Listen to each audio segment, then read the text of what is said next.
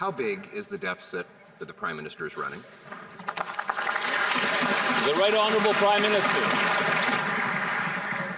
Mr. Speaker, looking forward with the Minister of Finance to releasing the budget on the 4th of November. That budget will contain the biggest investment in this country's future in a generation.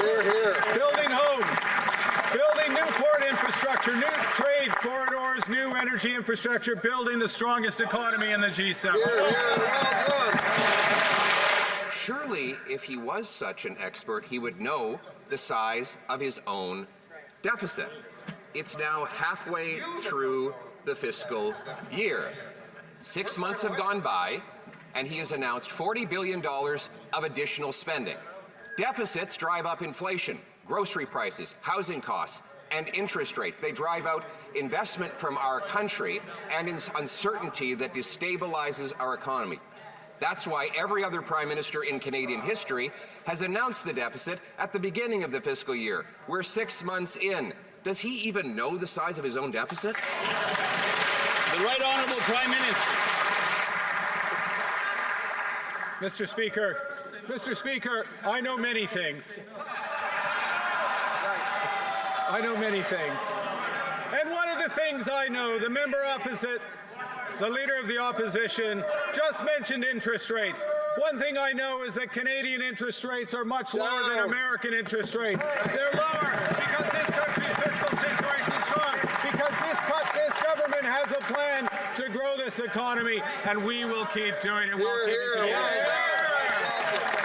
The collapsing economy is bringing down interest rates, but the financial expert doesn't even know what his own deficit is. But another financial expert spoke yesterday. The parliamentary budget officer said the deficit will absolutely be higher because of additional spending. He said he doesn't know what the government's fiscal anchors are because they do not exist. He says the labor market sucks and wages are not going up. These are quotes. Is this why Liberal members on the committee who heard those truth bombs threatened that the Prime Minister would fire the parliamentary budget officer after 166 days? The Right Honourable Prime Minister. I don't recognize that, Mr. Speaker. I don't recognize that characterization. I just appointed the parliamentary budget officer, and this government does have fiscal anchors. This government has fiscal anchors.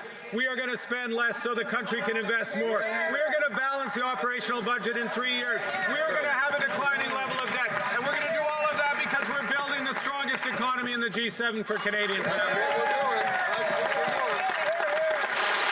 The Prime Minister made the appointment of the parliamentary budget officer temporary so that he could hold a sword over his head and threaten him if he speaks the truth about the financial mess the Prime Minister has made. You know, to a government that doesn't know how to count, there is nothing more terrifying than a man armed with a calculator.